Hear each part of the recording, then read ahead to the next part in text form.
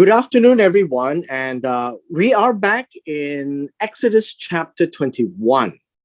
But before we get to Exodus chapter 21, it is important for us to connect where Moses is at this time.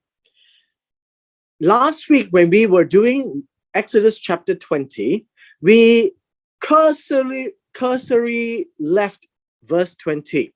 And it says, Moses said to the people, "Do not fear, for God has come to test you, that his fear may be before you," meaning in his face, in your face, "that you may not sin." You may not miss what he says, right? And the intent that God is showing himself on Mount Sinai and the people were staying away was that they were very scared of God. And so when we cross into verse 21, so the people stood afar off because they were really afraid of God. And God is showing himself to be real. Not the one that is in an idol in Egypt, but in this case, Mount Sinai. One of the things that we seldom talk about is that God was waiting for them at Mount Sinai. And as they come by to Mount Sinai, they were gathered around, but they cannot come past the peripheral. Now, what I wanted to point out to you is this, that right after this, Moses drew near the thick clouds where God was. And so this is how we should see the entire episode. We have clouds on top,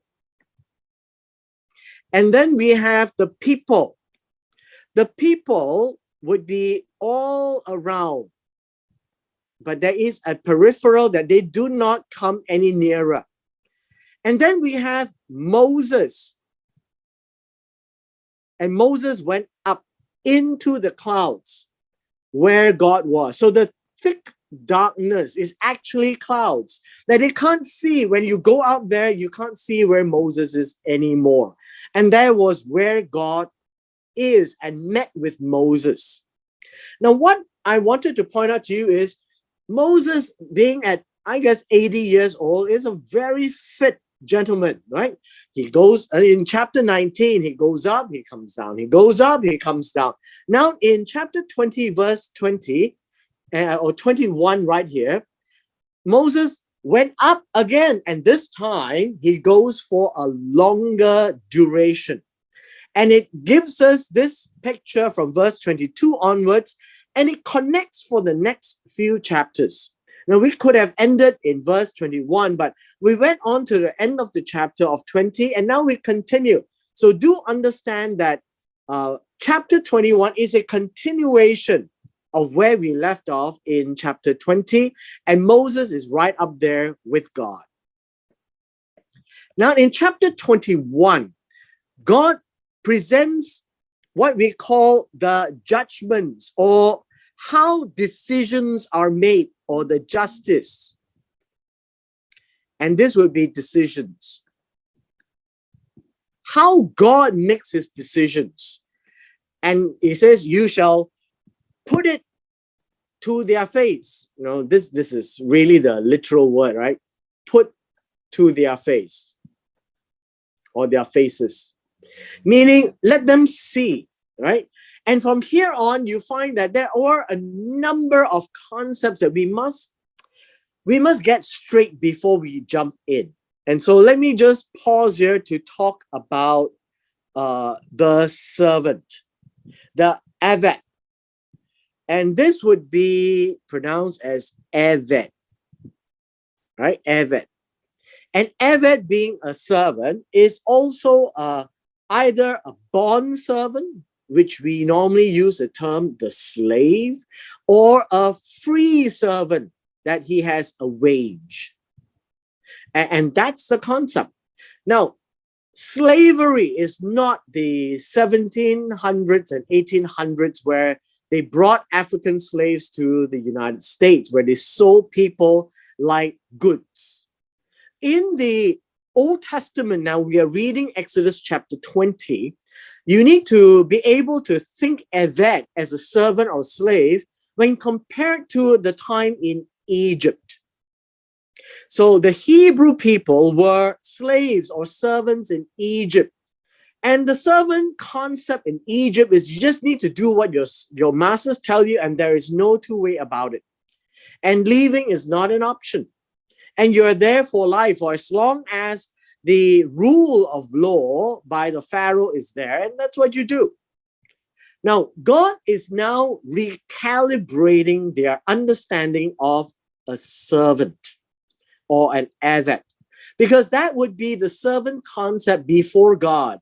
And God, if you remember Genesis chapter 9, and that would apply to this particular chapter, that God says we must respect life, human life, not only animal life, but human life, and respect the dignity of life. And the dignity of life goes both ways, the master and the servant, and what kind of a servant. And now we can get into the concept. The Eved, or the servant in biblical terms, is somebody who is either bonded, meaning owned by the master, or free to go and can be redeemed. Redeemed means set free. That could be a price. And hence, when he's free, he will be free, that the master have no more claims. But when he is bonded, the master owns the person like a property. But the master is obligated to provide, preserve, and to protect. And in so doing, now it says here, if you buy a Hebrew servant, now we're talking about Hebrew, which means one of their own. Why does a person buy a Hebrew servant? Well, sometimes it's because the family has no money and needs to trade one of the children to be a servant. And so in so doing, there will be money for the family. And so this word here is to buy. To buy means to acquire. And it's okay when you acquire, you own, you have possession of this servant. And he shall serve you. And the word serve is the usual word to work or to serve, and it's applied to humans as well as to God. So he will serve the master 6 years. And in the 7th year, he shall go out free and pay nothing. Now notice, there is a term to servanthood or slavery, if you want to use that word, that is only for 6 years, and he can be released in the 7th year free. Although you have acquired and you have paid for him, he doesn't have to pay you back. This is sanctity of life, respecting the sanctity of the life of the servant. The servant has dignity too. So you don't own the servant like a dog. You own the servant as a human being.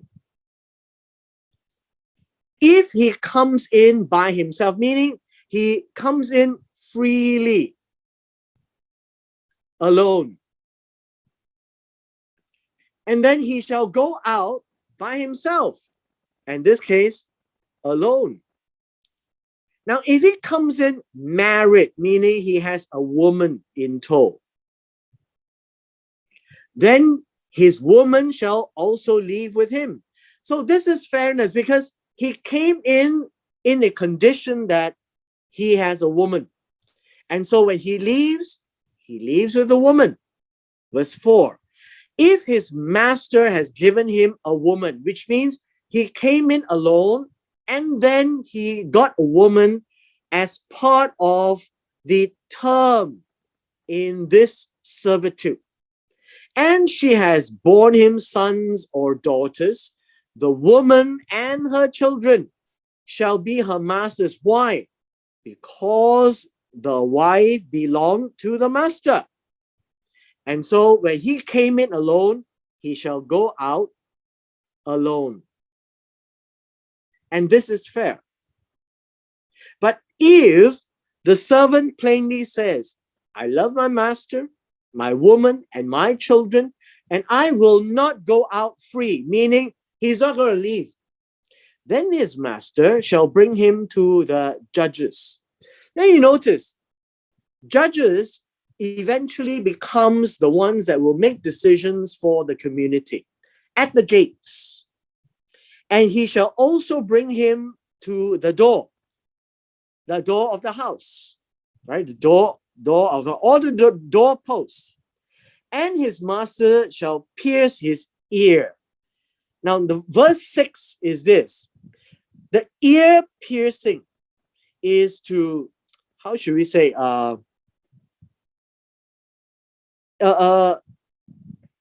is an ear piercing, and there will be a piercing tool. And so there will be a symbol recognition when there is a ring around his ear, and he shall serve the master forever. Now, you know, forever is olam, and olam really means a long time. Not forever and ever, right? For a long time. Because it was by choice. And to do that, it needs to be symbolized that the master did not take advantage of this free servant. And the servant willingly follows. Now, understand this. When a servant is in the house of the master, the servant is treated very fairly and equally as a son as well, to be protected by the master. So don't think of slavery as a second-class citizen and you can be discarded and you can die as you wish because the master only cares for his own children. Now, if you remember Genesis chapter 15, when Abraham thought, well, I'm not going to have a servant, so is Eliezer, my servant, going to inherit everything? Can a servant inherit everything of the master? And the answer is yes. Because the servant is treated as, in all intents and purposes, listening and doing what the master wishes, but has the inheritance ability where the master can give it to him. And so here we need to have a clear understanding that they don't treat their servants like dirt. They treat the servants with full dignity. Now, obviously, there will be rogue masters, right? Rogue masters means people who will mistreat their servants. But in the community, in the society that God is shaping them to be, they need to treat their servants with full dignity. Why? Because God treats his servants with the same dignity. That is very, very important. Now, in verse 7, you would find that somebody can sell his daughter to be a female slave. And usually you would find that this is likely to be in a case of poverty or owing a debt that he cannot repay. And in this case, she shall not go out as the male slaves do. Why? The reason being is that a female servant cannot protect himself or herself, but a male servant can. And so the master must always make sure that he protects those who cannot take care of themselves. Women in those days are not able to fend for themselves. And hence, when they are in the house or the tent of a master, the master is obliged to take care of the female slave. Verse 8, he says that if she does not please her master, now the word does not please means be evil in his eyes. Now, all of this, I think we have come to a point of understanding good and evil is really relative to the eyes of the beholder. And if his master is not agreeable with her conduct, who has betrothed her to himself? Meaning, if this master has taken her to as a wife, then if he is not happy with her, he shall let her be redeemed, meaning to be paid for and brought back to the family. The master have no right to sell her to a foreign people. And this, in this case, a foreign people means an alien. And I would say non-Hebrew. Because a Hebrew woman needs to be taken care in a Hebrew way. And the way that he doesn't want her, God is saying he has dealt deceitfully with her. What is deceitful? Deceitful here would be treacherous. That he wanted her as a wife, but now do not want her anymore. And if he has given her in marriage to his son, then he shall deal with her according to the custom of daughters, meaning treat her like one. So she is the daughter-in-law in our terms, but full-fledged as a daughter. And so that's why you see in the Hebrew marriage, they actually bring her in as a daughter. And so there is a Hebrew culture treatment in so doing. If he takes another, like one of these slave female, as a wife, he shall make sure that he provides for her food, clothing, and marriage rights. And this will be conjugal rights. Now you need to understand, in ancient culture, the woman is unable to fend for herself. And so a man is taking her into the house, and the two shall become one flesh. And the man is to provide food for her, clothing for her, which means shelter, protection, providing for her. But there is another, and the two shall become one flesh. And in the ancient times, the woman, when she is married, is to be fulfilled as a woman to be able to give birth. And that is something which we need to appreciate and understand, that the man who marries her shall not disallow her to give birth, because that will make her whole. And if we recall Sarah, Rivka or Rebecca or Rachel, when they could not give birth, they feel like they are dead. And in olden days, if a woman doesn't give birth, if she is a wife, will feel totally useless, as though she is dead. And hence God says, you must serve her with dignity. If he does not do these three for her, food, clothing, and marriage rights, then she shall let her go free without paying anything. She doesn't have to pay anything because he has mistreated her. And so God, in so doing, gives what we call social rights to slaves and servants, because servants are humans too.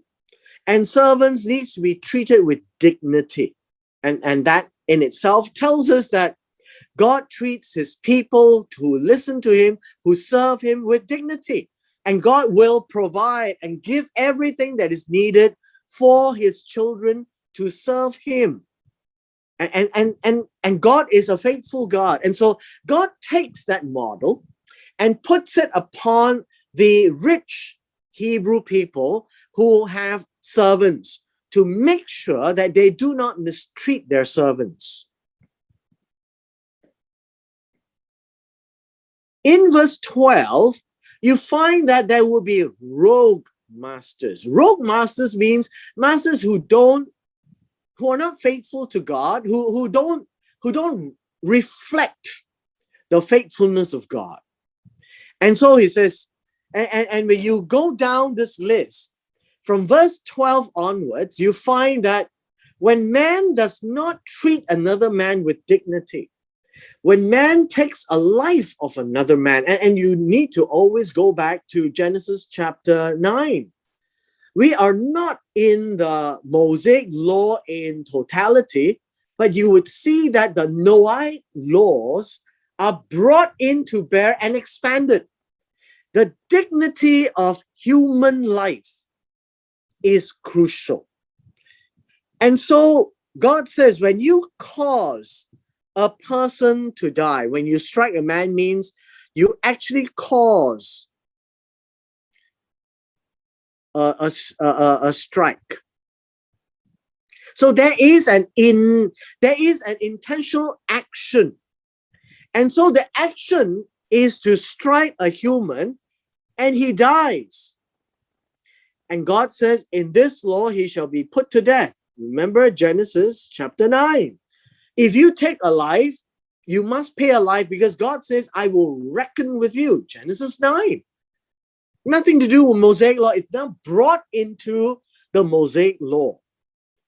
Now, the expansion is this. If he did not lie in wait, what do you mean he did not lie in wait? He did not lie in wait. Literally means in verse 13 that he is not waiting to pounce on him. That it so happened that in that engagement that he happened to strike the man. So it is not, well, you could say premeditated. It could be in self-defense. It was not intentional. So I would say not intentional. When it is not intentional, it says God delivered him into his hands, meaning it so happened that they met in that engagement. What is going to happen? Well, a man has died. And so God says, I will appoint a place for you that he may flee. And later on in the book of Leviticus, we have the what we call the city of refuge. For these kinds of offenses. Because it was not intentional, he still have to die. Remember, when you put someone to death, but there is an option of refuge. But more said in the book of Leviticus. But if a man acts with premeditation against his neighbor, now the word here is being presumptuous. Presumptuous. Meaning it's intentional. When it says is intentional, means that you have the arrogance, the pride, and the anger to act against his neighbor and kills him by treachery in secret. This means that God knows and it is proven, right?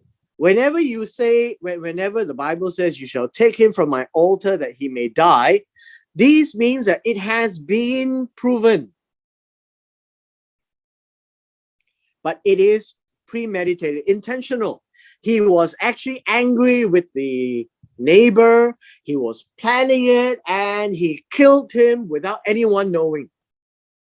So now you can see God is being more, what we call more micro in this sense that he says, you just can't have one stroke fits all when it comes to somebody dying. Yes, put to death is the general rule. God will account and will require a person to be killed. But if he didn't do it intentionally, well, there is a city of refuge option. If he did it premeditatedly or intentionally or presumptuously out of his anger or pride, and then he secretly did it, and then eventually he was found out, you have to take him away because he is unclean and he may die. You notice all of these says that there is no atonement. When he strikes his father and mother, and this would mean that striking in verse 15 has the intent of killing. This is the same word. Cain struck Abel, or Cain slew Abel. And so he who slays his father or mother shall be definitely put to death. Now, we have read it in the previous chapter. Honor your father and mother. Pay heavy attention. God has specifically placed the honor of the father and mother because they were the ones who gave birth to you. Now, in all general contexts, the family unit starts with the father and mother.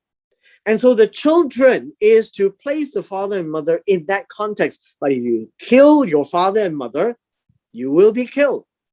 He who kidnaps a man, sells him, or is found in his hand shall surely be put to death. So now we see a lot of this death penalty.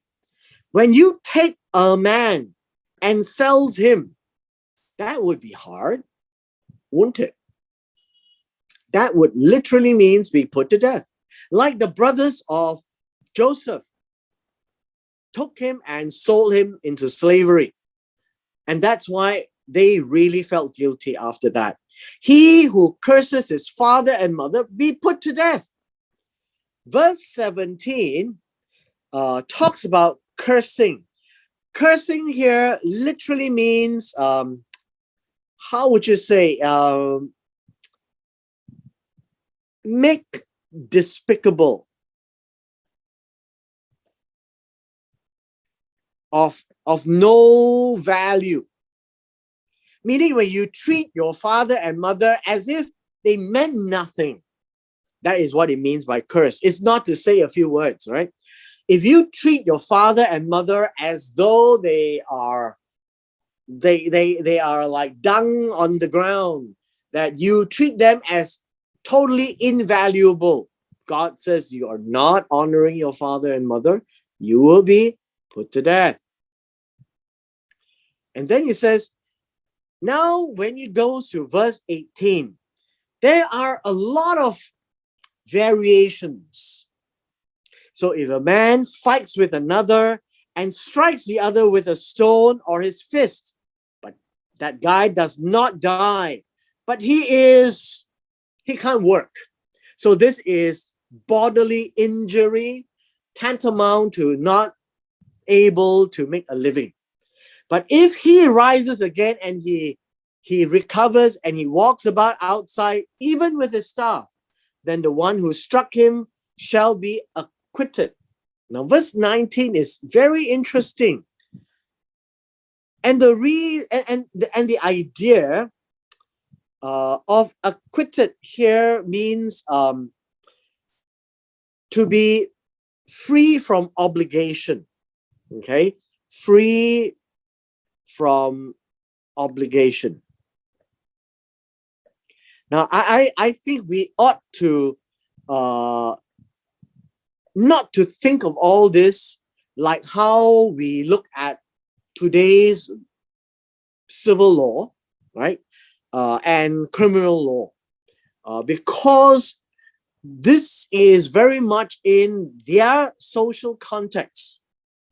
And so if he is acquitted and said no obligation, he has to pay for the loss of time, which means that there is what we call reconstitution of what obligations to pay, to provide for him to be thoroughly healed, to make sure that he is restored, right? This is what is restored. And so the person has to really take care of him. So who is your neighbor? The neighbor is one that if he is brought down and made ill or hurt, you must see to it that he recovers. And now in verse 20, if a man beats his male or female servant with a rod, and this is mistreatment, and this person dies under the beating, he shall be punished, right? He shall be punished. Notwithstanding, if he remains alive a day or two, he will not be punished, for he is his property. Now, this means that this is bonded, right? Bonded servant. Now, in this case, there is a very foreign concept. Now, it's foreign to us because we don't have this kind of concept. And if this is a rogue master who has done this, the master must be punished because there is a dignity of life.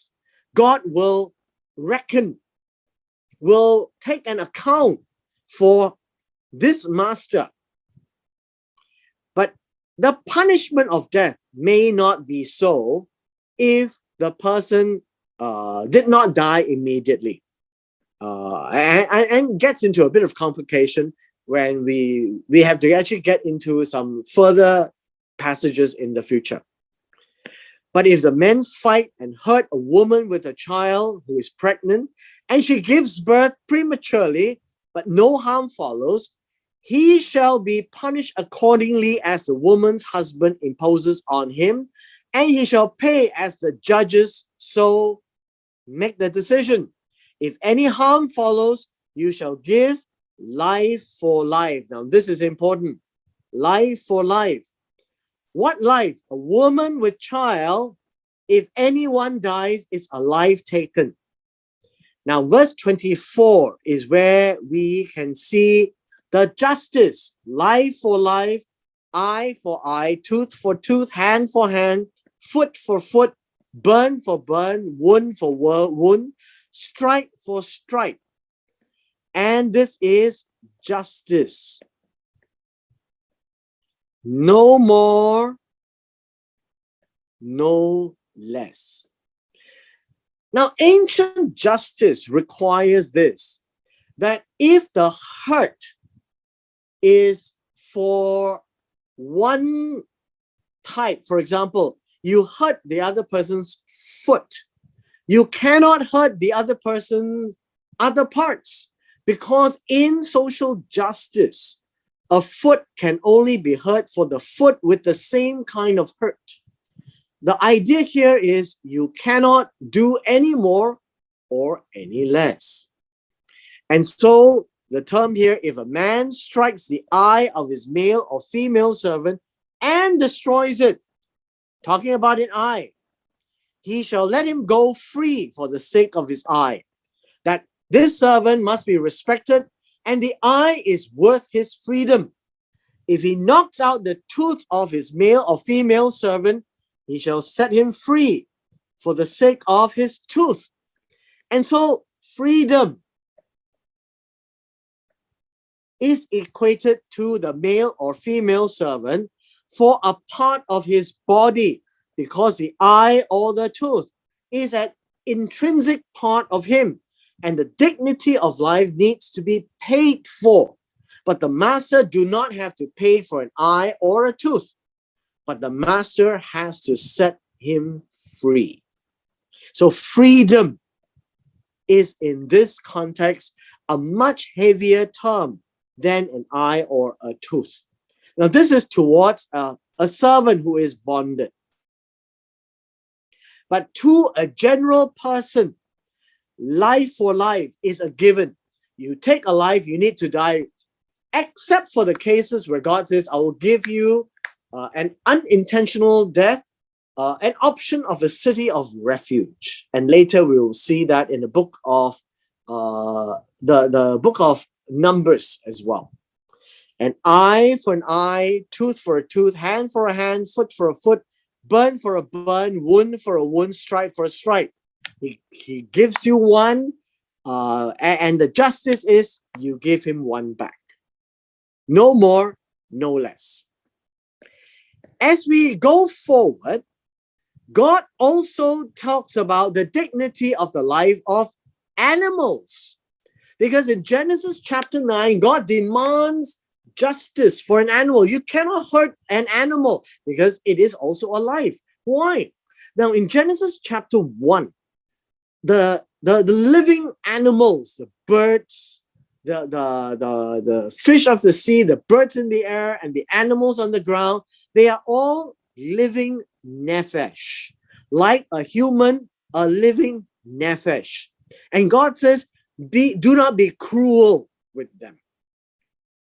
Plants, on the other hand, are not living nephesh. So it doesn't talk about those. If an ox gores a man or woman to death, then the ox shall be put to death by stoning. But the flesh shall not be eaten because he is stoned, not slaughtered. Right? Not slaughtered, stoned. So no shedding of blood, so cannot be eaten. It's not about waste not, want not, right? Then the owner of the ox shall be free. Now in verse 28, free is the same as before. He shall be considered innocent. I think acquitted may not be such a good word. He will be blameless. It's the ox. Now, if the ox tended to thrust with its horns in past times, meaning there was a past history that this ox has such a behavior, and his owner knows about it, and he has not confined it, meaning kept it in check. And now this ox has killed a man or a woman. Now notice, a man or a woman means a human, not just a man. So we know that a man is not worth more than a woman.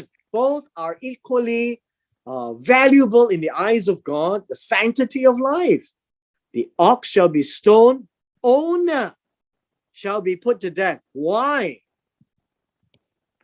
Because he has not kept it confined, he knows it, and now the ox is now part of his extension, and he is liable.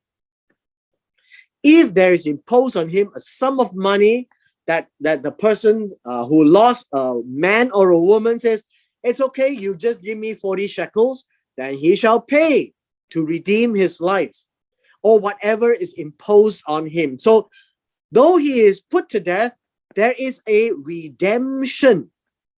No need to die for a sum of money or whatever is imposed. So the redemption sum is money by the family. Whether he has gored a son or a daughter, according to this judgment it shall be done to him. If the ox gores a male or female servant, remember, a male or female servant belongs to the master, then he shall give to their master, not the male and female servant, because the male and female servant belongs to their master. And the price is 30 shekels of silver, and the ox shall be stoned. So there is money, a restitution. Notice, redemption has a restitution. There is no such thing, say, I'm sorry and everything is gone, right? That's a restitution, because there is a price that one must acknowledge. Now in verse 33, if a man digs a hole, or if a man digs a hole and does not cover it, and what does that mean? That's an open hole. And an ox or a donkey falls in it. Now understand, these are animals of labor. There is value. So the owner of the pit shall make it good. Restitute. Right? We read this a lot in the book of law, in our legal documents. But restitution is divine. God says he shall give money to their owner. What about money to the owner? Consider it bought. The animal died and he has taken possession of the dead animal. So God says, you pay for it, animal is yours. If one man's ox hurts another man's ox so that it dies, they shall sell the live ox, divide the money from it. The dead ox they shall also divide and cut it up. And if it was known that the ox intended to thrust in pastime, an owner has not kept it confined, now it's different. An ox for an ox. So the master must pay an ox for an ox, and the dead animal shall be his own. So on the animal part, he has bought it. I think this is very similar to, when you go into the shop, you break, you pay. Then you can keep all the fragments of the Ming vase. So this is the concept. And we have not finished. It goes on for the next couple of chapters, and this was done in the height of Mount Sinai in the clouds. And with this, we end chapter 21.